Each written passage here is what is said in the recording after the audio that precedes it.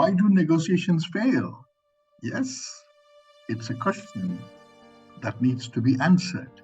And now it's time to start winning in negotiations. To do that, train your mind and gain your psychological advantage. People take positions and they have interests which are lying deep inside. That's why the big question comes, am I a negotiator? The very thought of negotiating is challenging.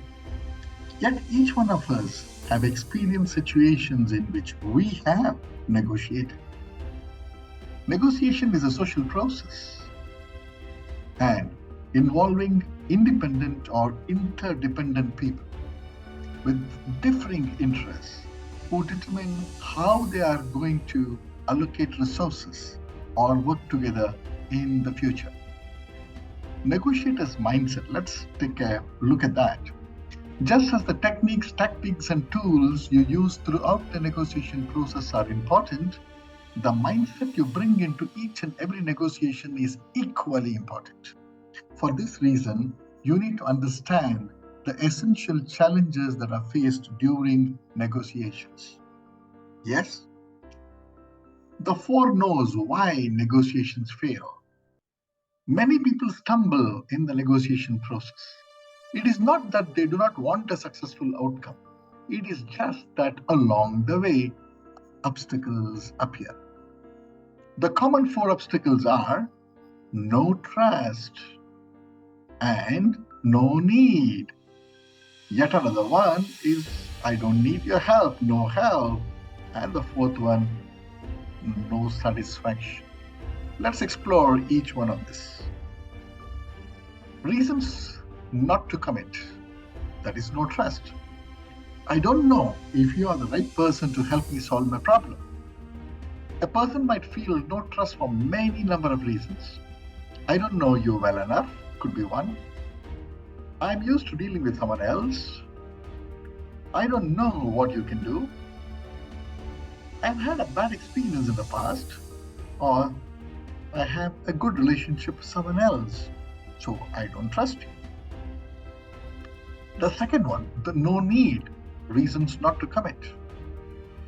At times, people feel no need for the solution you're offering during the negotiation process. This attitude comes from a feeling that the problem belongs to somebody else, or that the problem can be tolerated.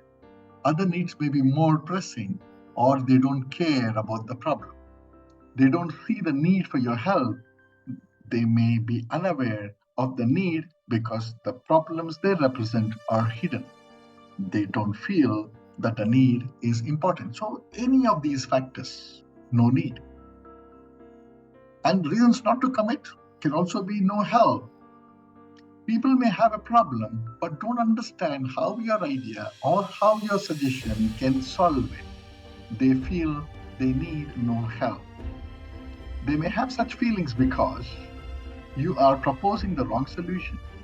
Or maybe your solution may be a good one, but the person doesn't clearly understand how it will help.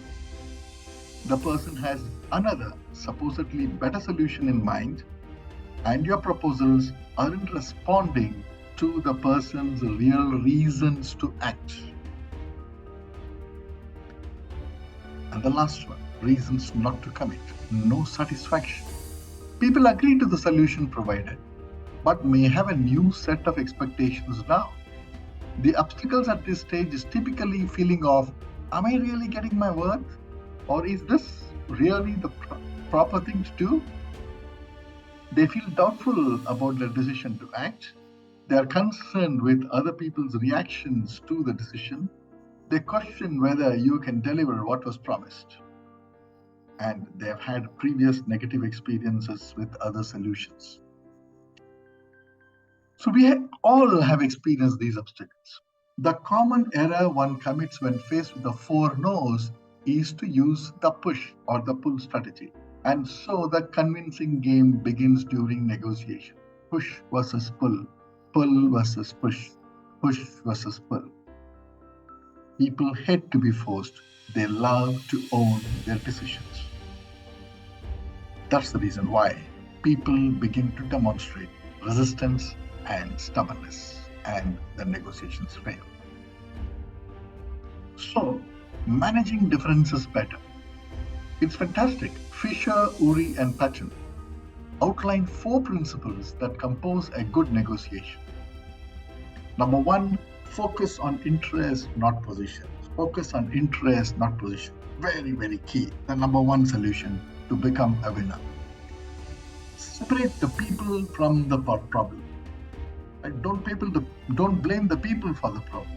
Separate it. Problem is different, people are different. Third, seek objective criteria, not subjective. So it's not to be targeted at an individual. We need to look at objective criteria and invent options for mutual gains. It is not about one person's gain. Both have to see a win-win. That's why you need to look at options for mutual gains. What is effective negotiations?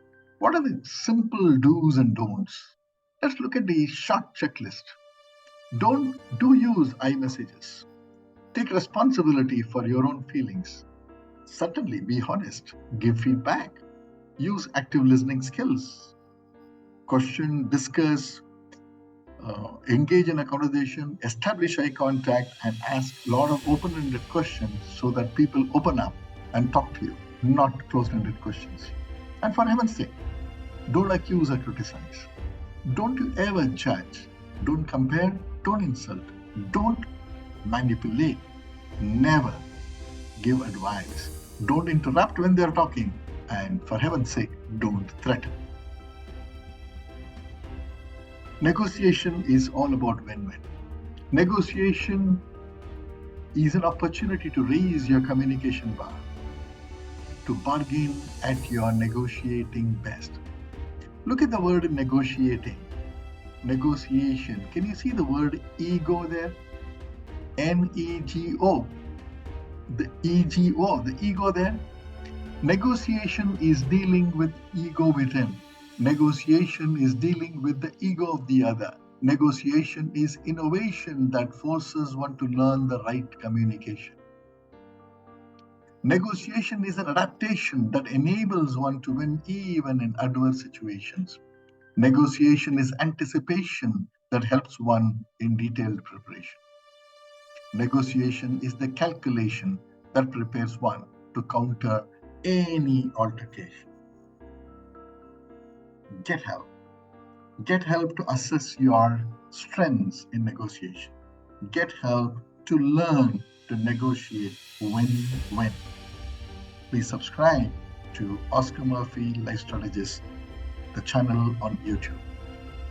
Please drop a mail to learning@oscarmurphy.com for more help and assistance and support to help you become a better negotiator. All the best.